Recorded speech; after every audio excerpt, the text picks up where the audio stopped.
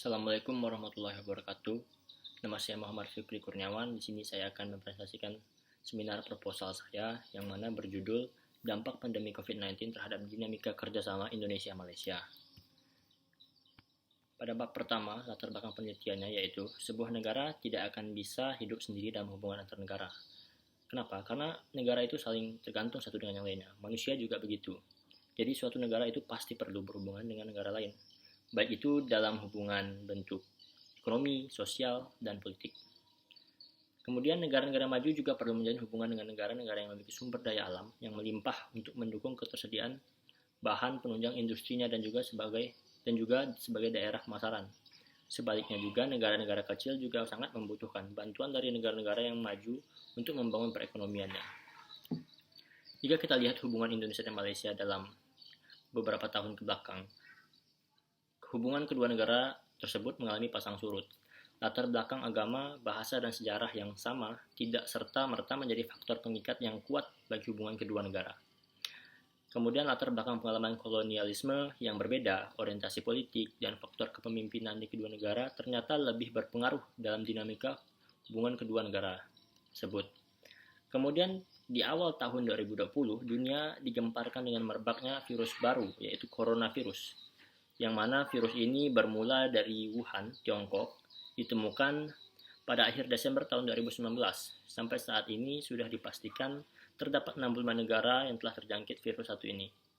WHO memberi nama virus tersebut Severe Acute Respiratory Syndrome Coronavirus atau SARS-CoV-2 dan nama penyakitnya sebagai coronavirus disease. Pada mulanya, transmisi virus ini belum dapat ditentukan apakah dapat melalui antar manusia dan penyakit manusia lainnya. Penyebaran COVID-19 sendiri di Indonesia pada awalnya bermula pada tanggal 2 Maret 2020, yang mana dua warga Indonesia yang positif mengatakan bahwa melakukan kontak langsung dengan warga negara Jepang yang sedang berkunjung ke Indonesia. Tanggal 11 Maret 2020, untuk pertama kalinya ada kasus meninggal diakibatkan karena virus corona ini.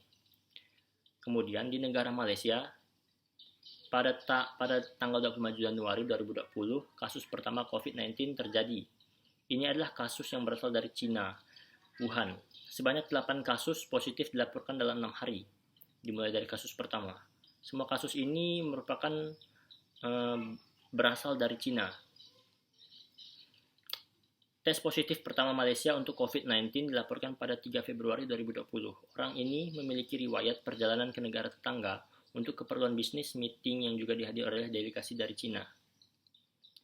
Keadaan menjadi lebih buruk pada 11 Maret 2020 setelah International Health Regulations atau IHR Malaysia diinformasikan oleh IHR Brunei bahwa satu kasus penyimpanan di Brunei ditemukan telah menghadiri pertemuan keagamaan di Seri Petaling Mosque, Selangor, Malaysia dari tanggal 27 Februari hingga 1 Maret 2020. Pertemuan ini dihadiri lebih dari 10.000 peserta dari berbagai negara, yang setidaknya setengah dari mereka berasal dari Malaysia. Pandemi COVID-19 ini adalah peringatan untuk bilateralisme. Mencoba untuk mengatasi efek merusak langsung dari pandemi, Indonesia dan Malaysia telah beralih ke penerapan langkah-langkah yang belum pernah terjadi sebelumnya, termasuk menutup perbatasan. Namun pandemi ini tidak mengenal batas. Perjuangan melawan pandemi global ini yang merenggut begitu banyak nyawa dan menentang masyarakat kita, membutuhkan kerjasama internasional yang lebih ditingkatkan, serta solidaritas dunia. Mengatasi dan melawan pandemi ini membutuhkan respons yang kooperatif, transparan, berbasis sains, dan terkoordinasi.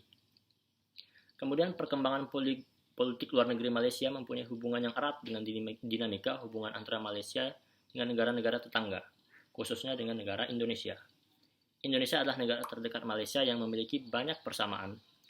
Sebagai tetangga terdekat Malaysia, dengan memiliki background kesamaan sejarah, budaya, hubungan antara Malaysia dan Indonesia dapat dinilai memiliki hubungan yang istimewa.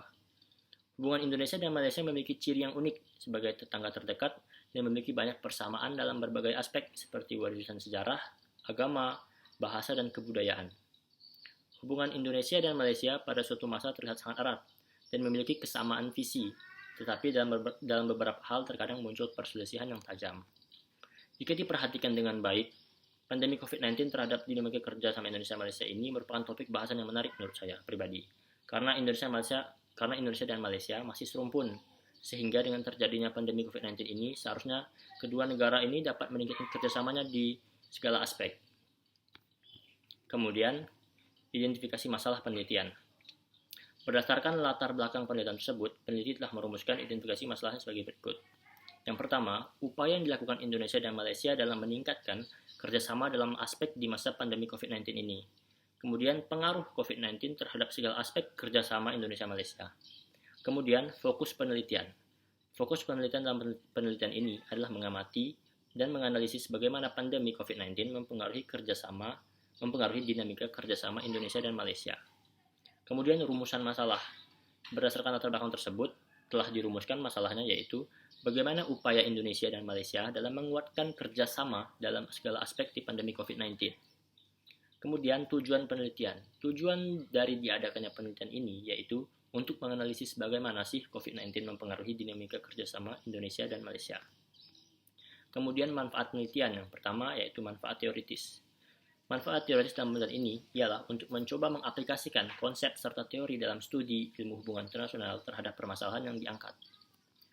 Kemudian manfaat praktis. Manfaat praktis dalam penelitian ini yaitu untuk menunjukkan akibat pandemi COVID-19 mempengaruhi kerjasama antara negara Indonesia dan Malaysia, dan juga dengan adanya penelitian ini dapat menjadi sebuah referensi dan perbandingan untuk para akademisi serta para peneliti lainnya.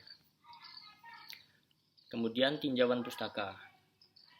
Dalam tinjauan pustaka, saya menggunakan konsep kerjasama internasional yang mana menurut K.J. Hosty, kerjasama internasional dapat didefinisikan sebagai pandangan bahwa dua atau lebih kepentingan, nilai atau tujuan saling bertemu dan dapat menghasilkan sesuatu, dipromosikan atau dipenuhi oleh semua pihak sekaligus. Pandangan atau harapan dari negara bahwa kebijakan yang diputuskan oleh negara lainnya akan membantu negara itu untuk mencapai kepentingan nilai-nilainya.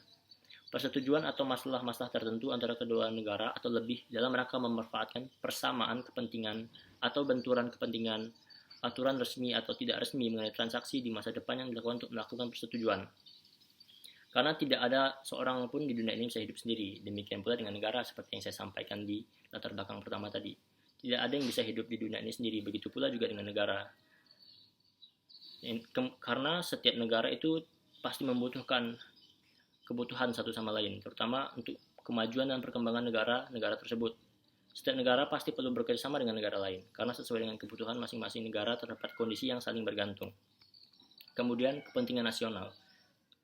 Kemudian saya menggunakan konsep kepentingan nasional. Kepentingan nasional menurut Hans Morgenthau adalah penggunaan kekuasaan secara bijaksana untuk menjaga berbagai kepentingan yang dianggap paling vital bagi kelestarian negara.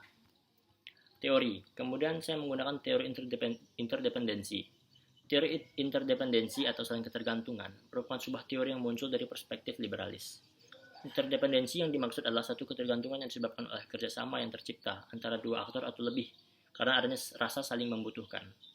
Dalam pengantar studi hubungan internasional karya Robert Jackson dan George Sorensen mengatakan bahwa teori interdependensi secara sederhana dapat dipahami sebagai sebuah hubungan timbal balik atau hubungan saling ketergantungan satu sama lain dalam hubungan internasional. Kemudian, kerangka pikir penelitian.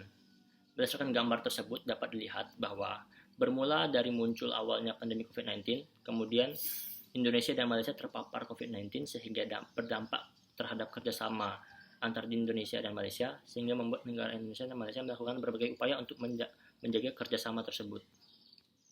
Kemudian, hasil penelitian yang relevan. Beberapa penelitian yang relevan dalam proposal yang saya kerjakan ini adalah karya Dito Adityo Dharma Nasution serta Erlina dan serta Iskandar Muda, yang mana persamaan antara penelitian ini dan penelitian saya, kami sama-sama membahas dampak pandemi COVID-19. Namun perbedaannya itu terletak dari unit analisa dan unit eksplanasi. Dan judul dari penelitian mereka ini, dampak pandemi COVID-19 terhadap perekonomian Indonesia. Kemudian yang kedua, penelitian karya Azimah yang berjudul Analisis Dampak COVID-19 terhadap sosial ekonomi pedagang di pasar Klaten dan Wonogiri. Fokus utama penelitian ini yaitu membahas tentang bagaimana dampak COVID-19 terhadap sosial ekonomi pedagang di pasar Klaten dan Wonogiri, yang merupakan perbedaan antara penelitian beliau ini dengan penelitian saya, yang mana penelitian saya berfokus utamanya itu tentang dampak pandemi COVID-19 terhadap dinamika kerjasama Indonesia-Malaysia, sedangkan penelitian beliau fokusnya terhadap sosial ekonomi pedagang di pasar Klaten dan Wonogiri. Kemudian pertanyaan penelitian. Bagaimana pandemi COVID-19 mempengaruhi dinamika kerjasama Indonesia-Malaysia. Yang kedua, bagaimana upaya yang dilakukan oleh Indonesia dan Malaysia dalam menjaga kerjasama di masa pandemi COVID-19. Kemudian, hipotesis penelitian. Berdasarkan pertanyaan penelitian di atas, hipotesis yang dapat saya rumuskan pada penelitian ini bahwa pandemi COVID-19 ini sangat mempengaruhi dinamika kerjasama antara Indonesia dan negara Malaysia. Dengan demikian, negara Indonesia dan negara Malaysia melakukan berbagai upaya untuk menjaga kerjasamanya di masa pandemi COVID-19 ini. Kemudian bab 3, metode penelitian. Kemudian jenis penelitian. Pada penelitian saya ini, saya menggunakan pendekatan kualitatif untuk memahami bagaimana suatu komunitas atau individu-individu dalam menerima isu tertentu. Dalam hal ini, sangat penting bagi peneliti yang menggunakan metode kualitatif untuk memastikan kualitas dari proses penelitian, sebab peneliti akan menginterpretasi data yang telah dikumpulkannya. Kemudian langkah-langkah penelitian. Langkah pertama saya lakukan sebagai peneliti, yaitu melakukan pre-riset dengan mencari dan menentukan fenomena studi kasus. Kemudian saya menentukan fenomena penelitiannya. Setelah itu menentukan rumusan masalahnya, dan dilanjutkan dengan memikirkan konsep dan teori yang cocok untuk digunakan dalam penelitian ini. Kemudian dilanjutkan dengan menentukan metode penelitiannya, seperti menentukan unit analisa dan unit eksplanasi, mengumpulkan data, serta menganalisis data.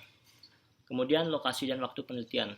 Penelitian yang berjudul dampak COVID-19 terhadap dinamika kerja sama Indonesia-Malaysia ini dilakukan di berbagai tempat, yang dimana di kota Pontianak, seperti di Perpustakaan Untan, Perpustakaan Kota, dan itu saja.